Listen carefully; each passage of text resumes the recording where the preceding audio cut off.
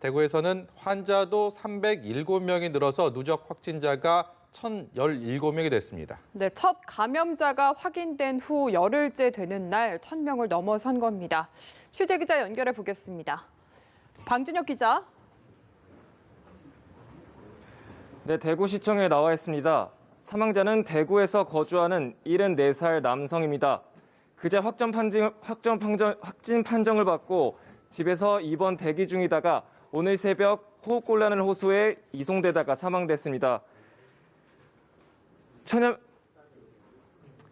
지병으로 20년 전 신장 이식을 받은 것으로 조사됐고요. 신천지 교인으로 확인됐습니다. 하루 사이 확진자 수도 크게 늘었습니다. 어제 오후 발표 때보다 307명 늘어 누적 확진자는 1,000명을 넘어섰습니다. 앞서 보건당국은 대구 지역 신천지 교인 중 증상이 있는 1,000여 명을 대상으로 검체 검사를 실시했는데요. 해당 검사가 대부분 마무리되며 확진자 수가 급증한 것으로 보입니다. 추가 확진자 가운데 805번 시내버스 운전기사가 포함돼 보건당국은 즉시 차량과 배차실, 기사식당 등을 폐쇄하고 방역에 나섰습니다. 당국은 CCTV 등을 확인하며 역학조사를 진행 중입니다.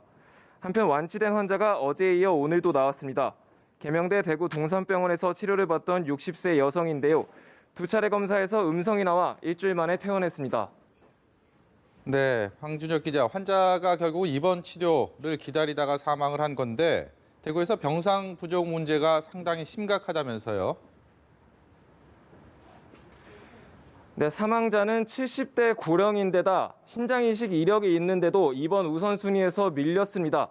대구시는 이 환자가 아직 특별한 증상을 보이지 않았기 때문이라고 설명했는데요. 1,000여 명의 환자 가운데 입원하지 못한 사람은 500명이 넘습니다.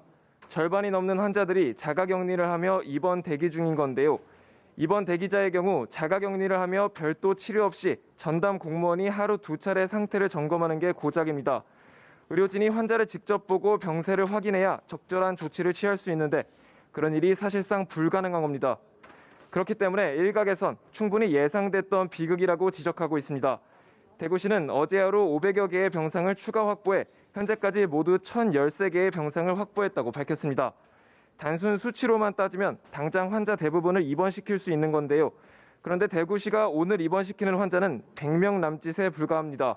권영진 대구시장은 환자 입원 절차가 까다로워 시간이 걸린다고 설명했습니다. 기존에 입원해 있던 환자들을 다른 병원으로 옮겨야 하고 구급차를 소독하는 등 이송 과정에도 시간이 걸린다는 겁니다. 현재 대구에서의 코로나19 확산세를 고려하면 당분간 병상 부족 문제는 더욱 심각해질 것으로 보입니다. 지금까지 대구시청에서 연합뉴스TV 방준혁입니다.